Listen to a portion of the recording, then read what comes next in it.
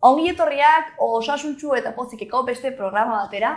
Gaurkoan loaren eta lo ondo egitearen garrantziari buruz arituko gara.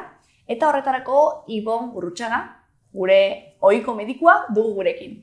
Kaixo, Ibon. Kaixo, bai. Orduan loa, ez? Beharrezkoa da eta gainera dioten bezala ez 7 ordu baino gehiago egin behar ditugu lo, ez? Horretik behiti ez. Ez. Oso garrantzitsua da, egia da gazteak edo txikiak lo ordu gehiago dituztela edo gehiago lo egiten dutela eta zaharrek gutxiago. Baino, tarteko jendea hori 7-8 ordu egunero egin beharko genituzke. Eta hori beti da ala, nik ezagutzen ditut txiki batzuk ez dutela ezer lo egiten eta adindu batzuk kristotik dutela lo. Beti ez, hortikan kanpo badago jende, ni adibidez txikian nintzenean ez duen asko lo egiten, baina orokorrean hori esaten da, ez, edo hori ikusi dugu bai. Eta zer eragin ditu adibidez hori 7 ordutik berako loaldiak izatea? Ikusi dugu nola depresio mailak igotzen den edo depresioa igotzen den, antsietatea, kontzentrazioa baita jaisten den, kortisol mailak aldatzen dira, eta baita adibidez, sistema immunea baita kaltetu daiteke, ez? Horren ondorioz. Egia da bai, ongi lo egitearen lotura eta sistema immunologikoaren arteko lotura hor badagoela, baina zer nolako lotura da hori, hau da, zergatik dute eragina? Kortisolaren ondorioz uste da gaizki lo egiten baldin badugu, edo gutxi lo egiten baldin badugu, edo ordutik kanpo, kortisol mailak aldatu daitezke, eta horrek sistema immunean eragina dauka, ez? Kortisolagatik.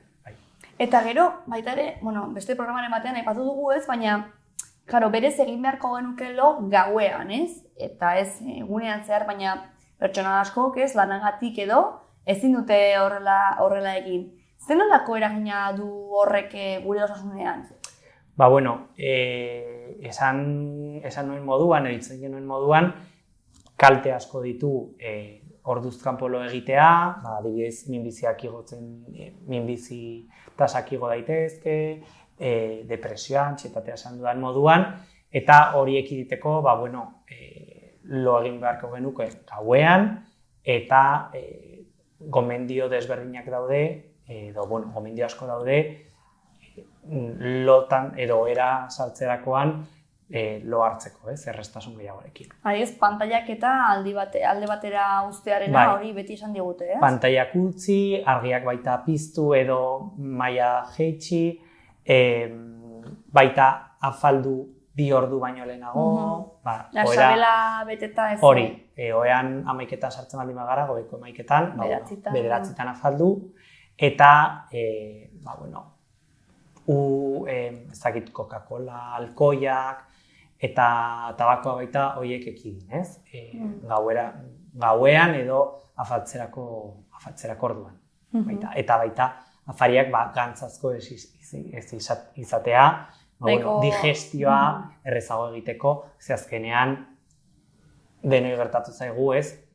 Kriston betekadarekin joan behar eta behan sartu eta gaueko 4etan egarriarekin, tripakominarekin, ez? Eta botaka gurearekin esnatzea. Eta gero pantailena, nik entzuna daukat orain, inkluso jarri barko genukela mugikorra, logelatik kanpo. Hori ala da? Bai, ikusi da, mugikorra logelan baldin badago, beti horretan pentsatzen gaudela, edo esnatzerakoan egiten dugun lehenengo gauza mugikorrea sartu, Instagramera sartu, berriak ikusi, orduan gomendatzen dena da mugikorra logelatik kanpo, eta iratzargailu bat jarri mesanotxean, eta jazta. Eta horrekin esnatu, iratzargailuarekin. Eta mugikorra alde batera utzi. Eta noiz nabaritu genezake edo noiz igual kezkatu genezake loa nahastua baldin badugu, ez? Batzutan igual estresagatik edo nik zer dagit, igual loaren ritmoa aldatzen da, baina noizak kezkagarria. Nekatuta esnatzen garenean, adibidez, edo konzentrazio maila jaisten denean, buruko minarekin esnatzen garenean, horiek izango lirateke, kezkatzeko situazioak. Edo, ikuste baldin badugu, askotan esnatzen garela. Ze baita gomendatzen dena da, esandakoaz gain, hotz pixka batekin sartzea egoera, ez? 18, 19, 20 gradu gehiengoz oheratzea. Osea, gaurko eta aste hauetako gauak dira oso txarrak. Bai. Eta jendeari gertatzen zaio, ez? Bai, ekitzen zara gehiago, igual egarri edo, bai. Bai. Bueno, kontuan izan beharko dugu, ez? Garrantzitsua da, niri kriston aldea dago, nik ongi egiten baldin badut edo gaizki. Pasada bat, ez? Bai. Zenbait jende, tira dezake, ez? Edo... Baina azkenean, ez? Bai, luzera. Asteak pasata luzera ikusten dira kalteak. Bai. Mila eskeri behin ere hemen gurekin egoteagatik. Zuei. Eta, bueno, urrengora arte. Izango ditugu gehiago. Bai, hori da. Agur. Agur.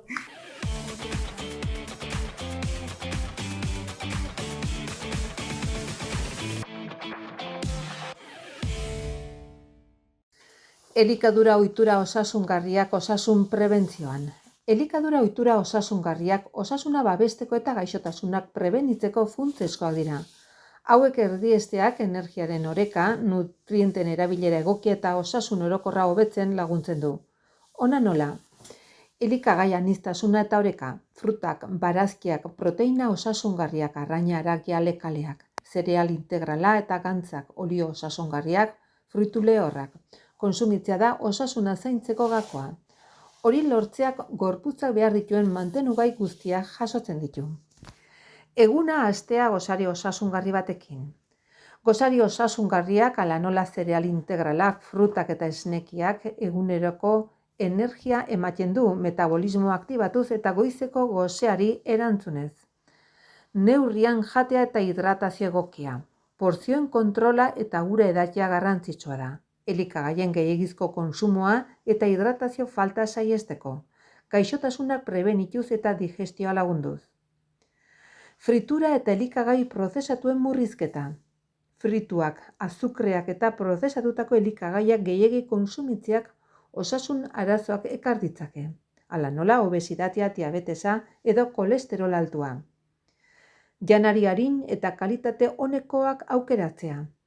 Elikadura osasungarriak gaixotasunen prebentzioren gakoak dira. Hala nola bihotz arazoak, hipertensioa, obesitatea eta diabetesa.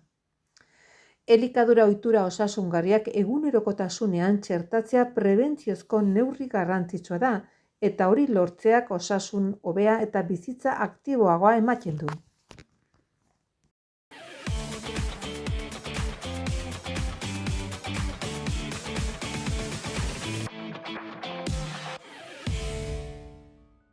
Bueno, oraingoan landare proteinei buruz hitz egingo dut, iturriak eta onurak.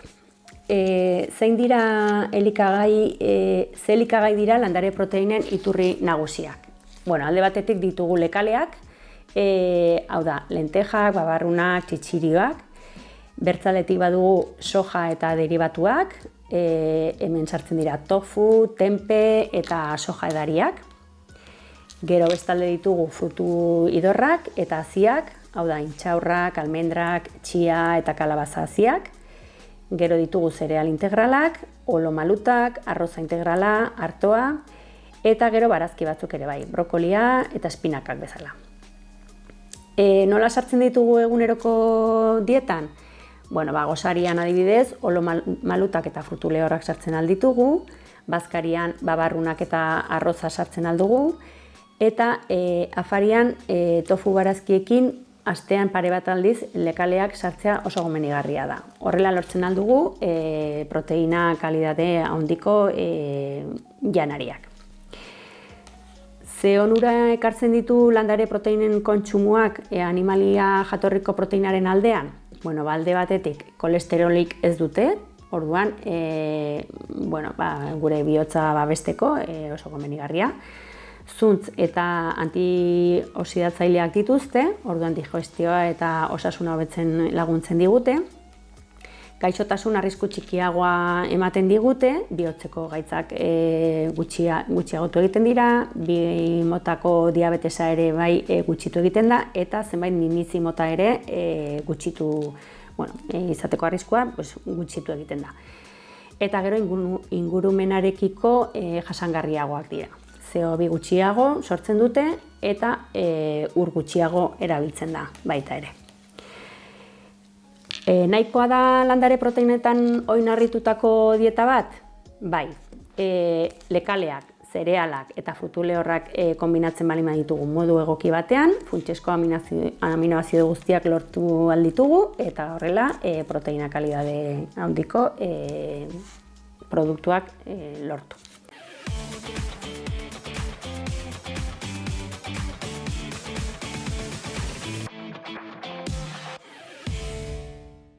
Push-up edo besoetako flexioa. Ariketa hau egiteko, lehenengo jakin behar dugu, gauza bat dela plantxa bat dinamikoa. Eta horregatik, lehentasuna behar diogu gorputzaren alineazioarekin. Orduan bituki behar dugu gorpoa, belauna, aldaka eta besaburua alineatuta eta albada ere belarriarekin.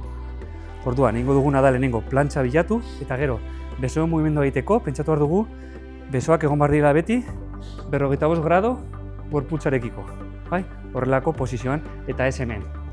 Bai? Hemen besaburua pixka bat sufritu egiten dute. Orduan, jarriko gara posizioan, gorpuekin bilatuko dugu lurra, atzera indarra eginez, eskumuturra pixka bat besaburuen azpian, eta orain plantxa bilatu, ondo, zuzenera bat, eta orain behera, eta gora.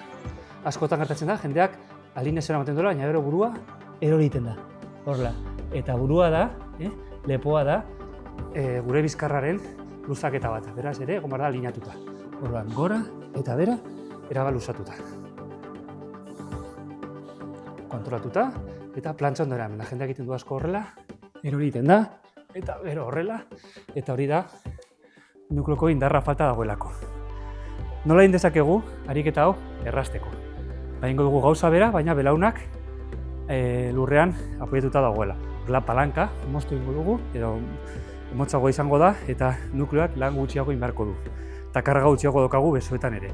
Orduan jarriko gara lehenengo plantxan ondo egiteko, plantxa markatuko dugu, ondo godeia, orain belauna lurrera, eta hemendik mugimendu berdina. Belauna, aldaka, besaburuak eta belarria alineatuta, denbora osoan. Gora eta bera. Hor.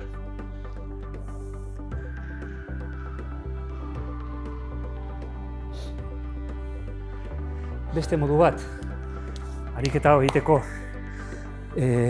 nukleoaren lana jarraitzen egiteko eta baina indarren besoen eragina kentzeko pixka bat egingo dugu da besoen, eskuen apoioa pixka bat altxatu. Horrela, pisua dago gehiago hanketan eta zain beste besoetan, beraz errazago egingo da. Baina, teorian mugimendua berdina da. Den alineatua, gora eta bera. Eta beti plantxa mantenduz, burua zuzen, beti ere gure bizkarrekin alineatuta.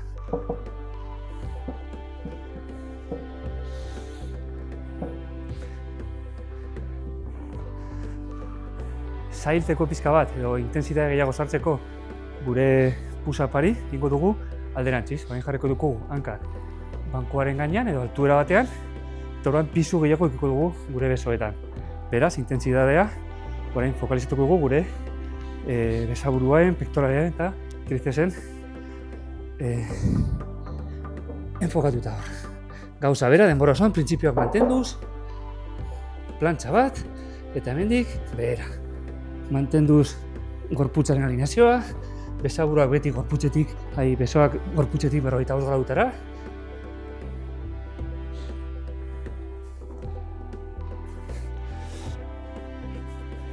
Eta push-uparen variante bat erabiltzen dela tricepsak gehiago lantzeko, da diamond push-up edo diamante moduko push-upa. Jartzen dira behatz, indizea eta talodia parekatuta horrela. Jarriko dugu eskuak hemen, Eta berriz ere saiatuko gara, besoak, pixka bat 41 gradutan ematen, hemendik, eta horrela, lan gehiago egiten dute trizesak.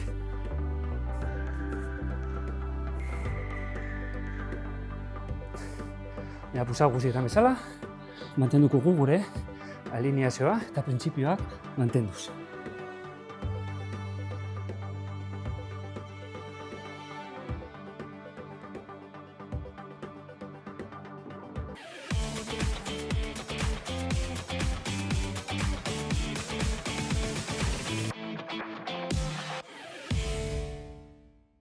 Orain erakutsiko dizkizuedan ariketak, haiek bakarrik solte onura izan dezakete bakoitzaren pertsonarentzat, egiten duen pertsonarentzat. Baina haiek elkartu behar dira eta antolatu behar dira pertsona bakoitzaren azterketa ezberdinak izan da. Masaje atala egin eta ondoren egingo dugu estiramendu atalak.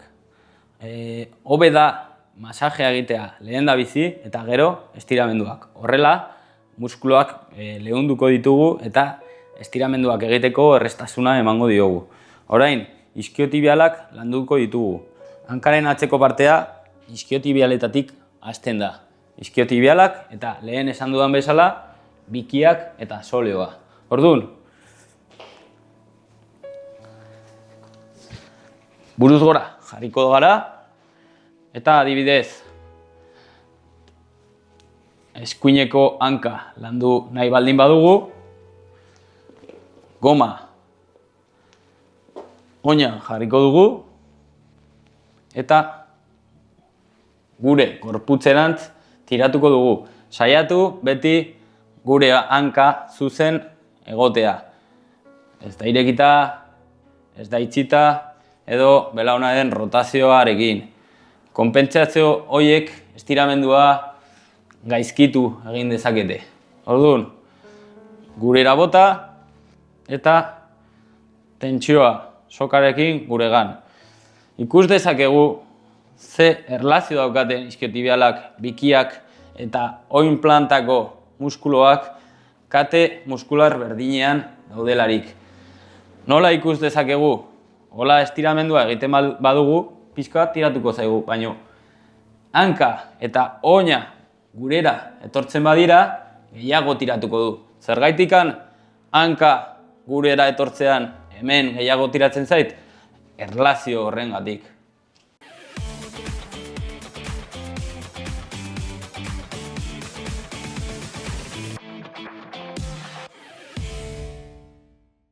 Badaude ikasketa asko ere esaten digutenak irri egitea, kirola egitea bezala dela eta gorputzean eragin berdina daukala. Eta gainera, kirola egiteaz, kirolak sortzen dituen sustantzia horietaz gain, beste asko sortzen ditu gure emozio positiboekin edo positiboa deitzen ditugunak, ez? Atseginak diren horiekin poztasuna, laitasuna, lasaitasuna ere bai, zergatik, kortisola murriztu egiten delako eta orduan estresa ere bai. Endorfinak askatzen ditugu, endorfinek oso sentsazio ona ematen digute gure gorputzean, ez? Irri gehiago egiteko gogoak ematen dizkigute, gauzak egiteko gogo gehiago, eta giharrak erlasatzen dira, bai, irriak sortzen duen gorputzeko mekanismoagatik, gure aldartea hobetu egiten da, eta gero badaude beste bi gauza, horren beste zabalduta ez daudena, baina dira gure sistema immunologikoa hobetu egiten dela, badaude ikasketak harreman zuzena egiten dutenak hoiekin, eta baita gure zirkulazio sistemarekin. Muskuluak igual errazago ikusten dugu nola lasaitzen diren, baina gure zirkulazio sistemak gauza bera egiten du. Lasaitu egiten da, eta orduan gure gorputza motelago ibiltzen da, eta lasaiago dago. Orduan honekin zer egin dezakegu, saiatu behar gara barre gehiago egiten, saiatu behar gara jende zoriontsuarekin elkartzen eta gehiago konpartitzen, lagunekin, sedenideekin alik eta gehien barre egiten, saiatu behar gara bizitza ere umore gehiagorekin ikusten, eta barrea landu egin behar da. Geroz eta gehiago egin, geroz eta gehiago eskatzen du gorputzak eta geroz eta gehiago integratzen dugu gure bizitzan eta bizimodu bat bezala, ikusiko dugu. Beraz, ez hartu bizitza oso serio.